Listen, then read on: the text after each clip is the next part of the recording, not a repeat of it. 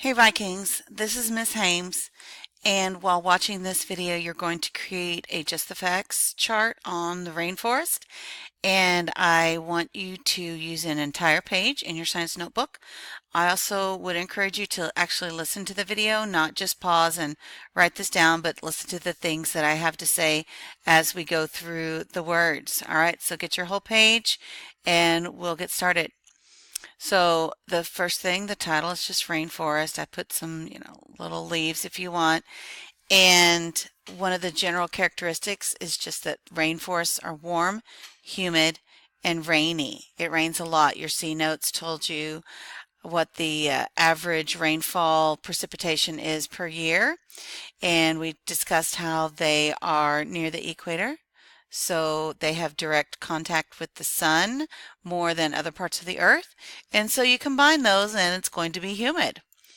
So under that, you can add these 3 bullet points. First one is rain washes away the nutrients, so the soil, the dirt, is infertile. You can also describe this as poor because it doesn't have nutrients, so it's nutrient poor, because the rain washes all the decaying matter away, the dead plants and animals that would normally decompose and return the nutrients to soak in and settle into the soil. Well, all those nutrients get washed away with all the rain, so the soil is nutrient poor or infertile. The second bullet point, many plants have drip tips to roll off the excess H2O, which is water. And you have this in your C notes as well. And the drip tip is just this little tip of these leaves. And there's there's lots of rain, and the plants need to be able to not get caught underneath all that rain so that they can get the carbon dioxide that they need. And so it helps, the drip tips help the extra or the excess water to roll off easily. Third bullet point, because it's warm and humid, that causes any dead organisms, plants or animals, to decompose very quickly. And because of that, the plants, the living plants, are able to get the nutrients that they need from the decaying matter before it gets washed away. So while I said that the soil is poor because there's not enough time for it to soak into the ground, there is enough time for the nutrients to be able to be absorbed from the plants, so they are able to at least get what they need, because the plants grow very well in the rainforest with the adaptations that they have. So underneath that's going to be biodiversity in your C notes, bio life, diversity, different kinds, so many kinds of life. 6% of the Earth's surface is rainforest. It used to be 14% of the Earth's surface, so you can see we have less than half of rainforest areas that we used to, because humans are chopping it down, sadly, for various reasons. And because there's so much greenery, there's so much plant, the rainforest provides about 20% of the Earth's oxygen, because the byproduct of photosynthesis is oxygen.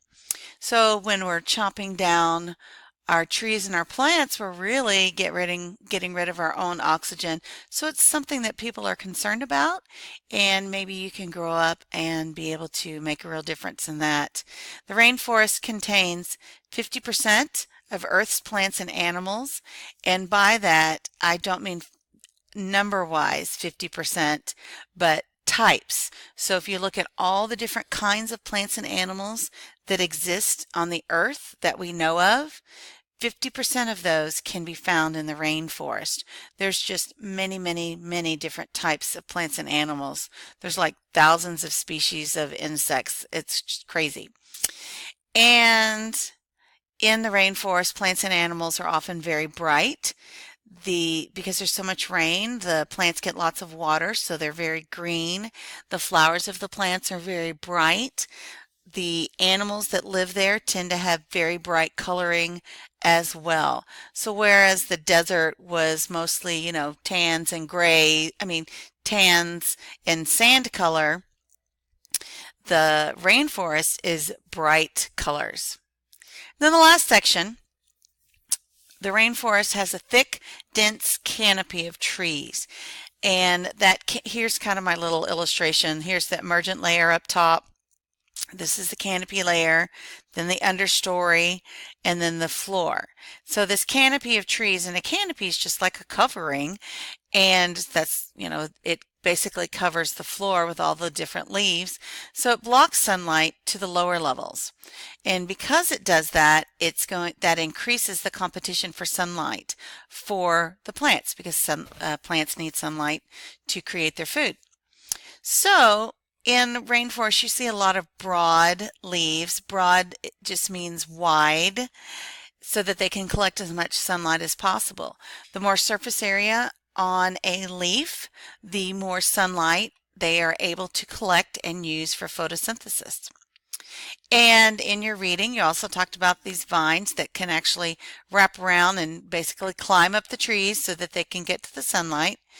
And then there's also a lot of plants that are able to survive with little sunlight just because they have huge leaves. They're able to collect enough. That's why when you see houseplants tend to have great big leaves, because the large surface area means that they collect enough light without having to be exposed to too much light.